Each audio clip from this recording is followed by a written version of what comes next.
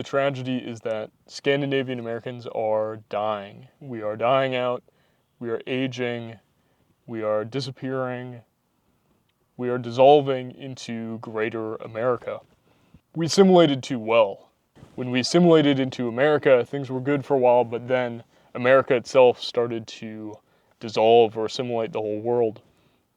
And so as a consequence, what is to be an American doesn't really mean much of anything anymore, and it's increasingly godless and removed from heroic mythology, from tangible connections and community.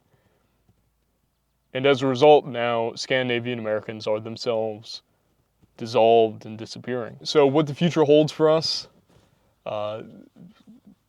Nothing, because we won't be around. That seems to be the future unless there's some way to reinvigorate what it is to be Scandinavian American, or we'll see. The only people who are really conscious of their heritage, their Scandinavian American heritage, are people who are in their 60s, 70s, 80s, and 90s, and they are not around. They're not around for long. We still have heritage institutions, but these institutions are not sufficient for justifying even their own existence long term, as there are fewer and fewer of us to support them or for them to support us. We're here in small town Wisconsin for a local Suitnamai parade, Norwegian Constitution Day. It's a pretty big turnout out here. Got lots of people, lots of families. Looking like people are having a good time. It's a big festival. The parade is about to begin. So let's check it out.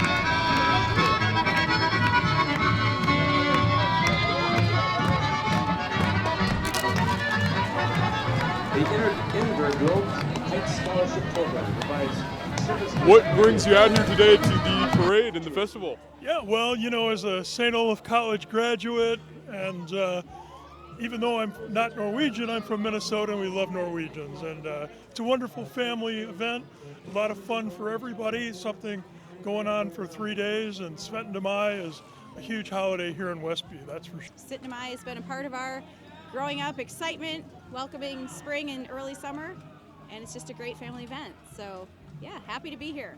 That's awesome. Has this event grown over time or gotten smaller, or what? How has it changed over the years? It seems like it's gotten a lot bigger, and because today's such a nice day, there's a huge turnout, which makes it really exciting for everybody. So I ended up talking to a number of people at the festival today, although most of the people were pretty camera shy, which tends to be pretty common, in Midwest cultural areas. People are a bit introverted, don't like to share too much, but yeah, they were more talkative off camera.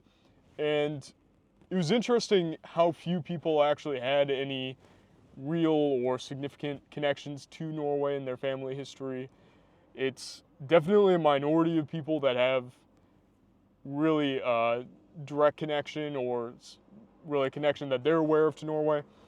Some people have a little bit of family history, but it was interesting too because the people who were around my folks' age, Gen X to boomers, they tended to be a lot more aware of that, whereas if they actually did have connections, they were much more aware if they were Gen X or boomers.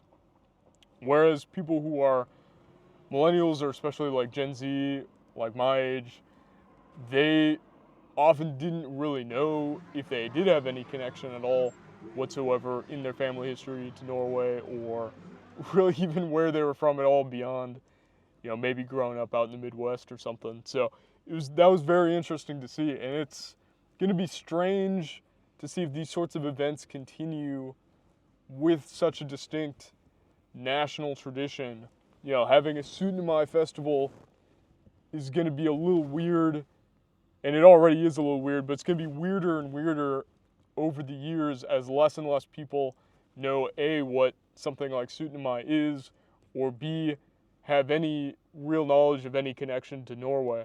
And the same is going to go for Swedish festivals and German festivals and so on. These sort of European national folk festivals, they do seem like they're on the way out. Even though they're popular, the sort of reasoning for them is very hard to define.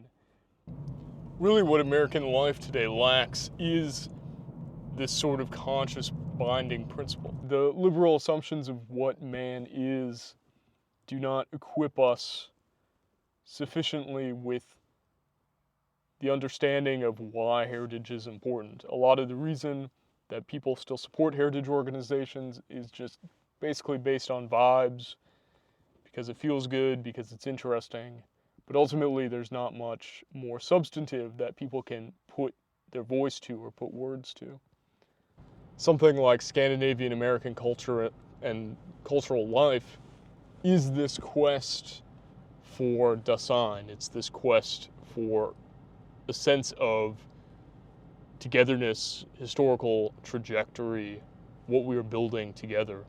But it's also this quest for, do we need a new national mythology? Do we need a new regional mythology? But that's not something that you can really artificially conjure up. It's a product of great men and figures and poetry and artwork arising through time organically, through periods of great suffering and triumph and exploration. So if you don't find yourself at home with American culture writ large as it exists today, and if you're part of a distinct diaspora group, then if you really want to rediscover Dasein, if you really want to live in a way that has a historical trajectory with other people who are sharing and partaking in that together, with this sense of we're striving towards the same end, I'm not sure what options there are within America.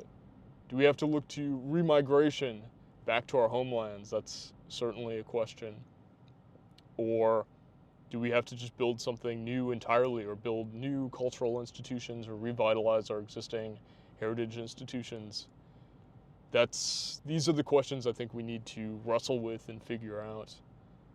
But because only a minority of people are thinking this way today, that itself is a process. We need to learn to think in the correct ways and get enough people to think in the correct ways that enable us to actually start rebuilding serious culture. And that's largely an aesthetic process.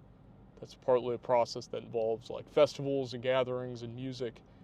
It's a process that needs to be both organized and organic at the same time. But that's how culture is built. Culture is not, although it is organic, it also has to be driven, and it requires, if you just leave it to entropy, culture degrades and dissolves. It has to be continually reinvigorated. It has to be continually pushed forward and developed and refined.